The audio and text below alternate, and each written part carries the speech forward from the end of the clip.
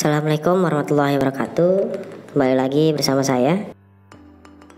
Jadi pada kesempatan kali ini ya, di video kali ini saya mau ngebahas tentang apa aja sih penyebab tower bisa rubuh atau ambruk gitu ya. Jadi sebenarnya sejauh yang saya tahu, penyebab utamanya biasanya adalah keadaan alam. Jadi keadaan alam yang tidak stabil gitu ya. Misalkan seperti angin yang kencang, kemudian bergesernya tanah atau longsor, nah seperti itu. Itu adalah yang sejauh ini yang saya tahu. Tapi sebenarnya ada beberapa faktor juga yang menjadi penyebab rubuhnya sebuah tower. Jadi kita bahas dulu dari yang pertama, yaitu adalah tarikan selingnya gitu ya, atau kekuatan selingnya gitu. Misalkan gini, contoh untuk dari tarikan kabelnya ya, kabel selingnya itu misalkan jaraknya tidak sesuai standar. Jarak ideal untuk pemasangan seling itu adalah sepertiga dari tinggi keseluruhan tower gitu ya. Jadi misalkan towernya tingginya itu 30 meter, berarti tarikannya itu adalah 10, seperti itu. Nah yang kedua, bahan baku dari seling tersebut gitu ya. Saya sebenarnya juga kurang tahu apakah ada seling yang ukuran banci ya atau yang tidak SNI. Cuman misalkan untuk menghemat biaya tadinya diminta yang misalnya 8 mili tapi dia cuma pakai yang 5 mili. Nah itu bisa menjadi salah satu penyebab rubuhnya juga karena tidak sesuai standar. Dan kemudian yang kedua adalah angkurnya. Baik itu dari angkur tengah ataupun angkur untuk dudukan span skrupnya gitu ya. Jadi misalkan angkurnya terlalu kecil yang untuk dudukan span skrupnya, kemudian atau angkur tengahnya ukurannya juga sama tidak sesuai dengan yang sudah dihitung. Angkur tengah itu maksudnya adalah angkur yang untuk pondasinya. Jadi angkur yang untuk pondasinya misalkan besinya harusnya dipakai yang ukuran 16 mili tapi akhirnya dipakai yang ukuran 14 mili. Itu juga jadi mungkin bisa jadi salah satu penyebab gitu ya. Kemudian yang ketiga adalah kemungkinannya baut. Meskipun ini kemungkinannya kecil tapi bisa dimasukkan ke dalam salah satu faktor rubuhnya sebuah tower. Contohnya sudah diidentifikasi bahwa rubuhnya tower ini karena baut, yaitu misalkan bautnya kurang kencang ya kan, atau bautnya ya itu tadi tidak sesuai dengan ukuran juga.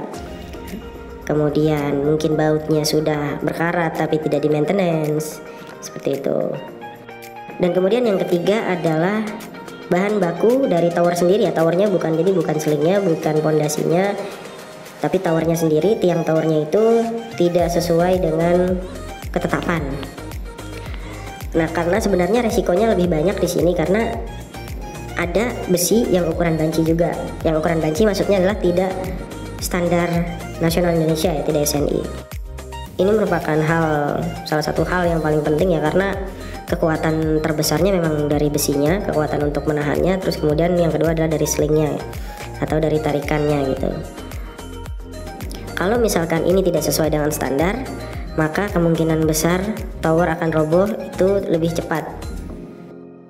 Dan kemudian yang keempat adalah beban yang ada pada tower tersebut.